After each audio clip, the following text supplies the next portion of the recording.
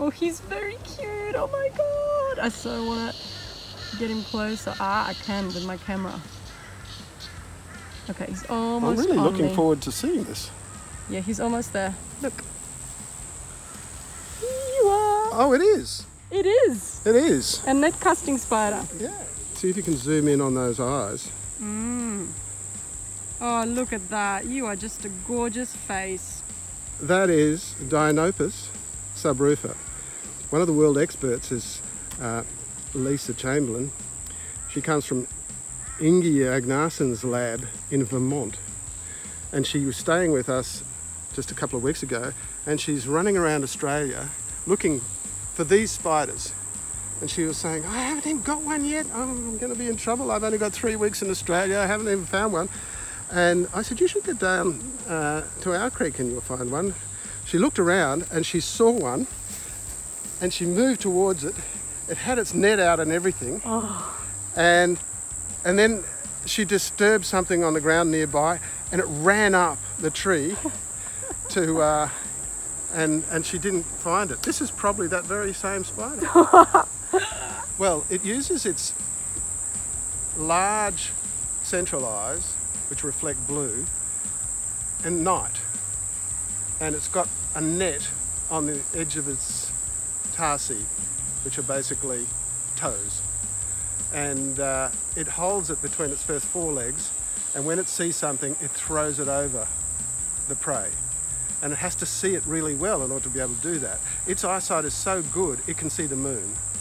And only jumping spiders and this spider have eyesight that good. But it's got 2 different eyes, which are the big ones compared to jumping spiders, because they've got the 2 in the middle. This one has got 2 at the back. It can't use its eyes during the day, so it digests its retinas. That is like got to be the most amazing fact. And every evening it regrows them again so it can see at night. It was blue. Oh. It was a blue spider, and it was upside down, and so the blue back was camouflaged against the blue sky. And then the top of it is camouflaged against the twigs and the leaves. It's sort of red and green. And so it had this incredible camouflage, and so I thought it was interesting. Sent a picture to Robert, and he said, that's a really important spider, we need that for the collection.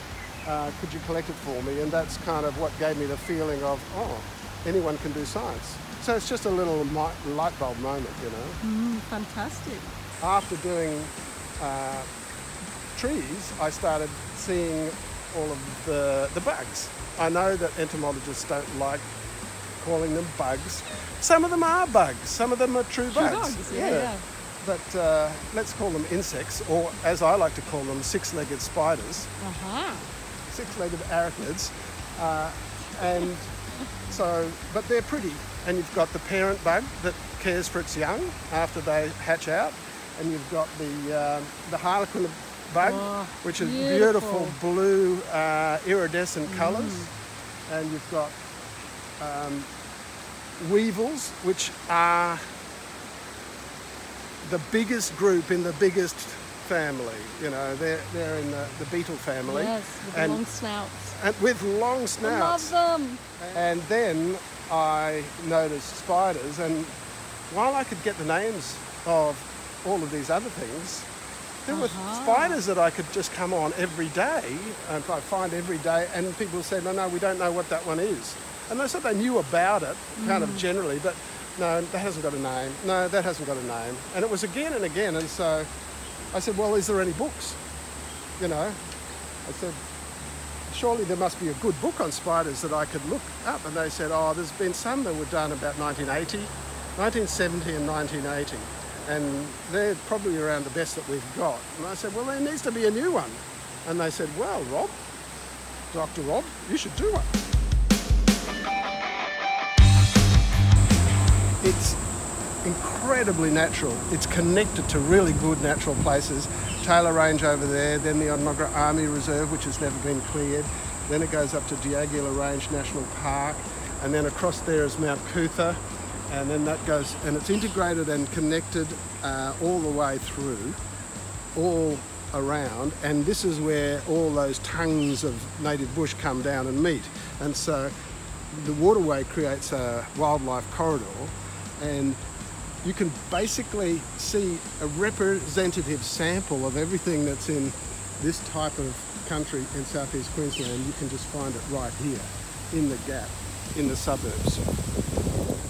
If you want to rehabilitate something, you just go and look at a remnant bit, which is as close as possible to where you are. That gives you guidance on how you need to restore it.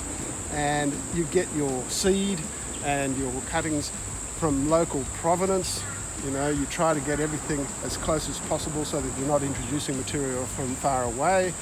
And you try to do your control phase first. You try and stop the weeds from coming back by planting really vigorous things in the ground cover like lomandras, which are just the most useful rehabilitation plant ever.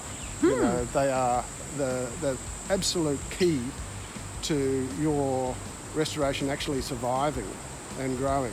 So some people could do pioneer trees, but that doesn't leave any complexity because the ground cover never establishes.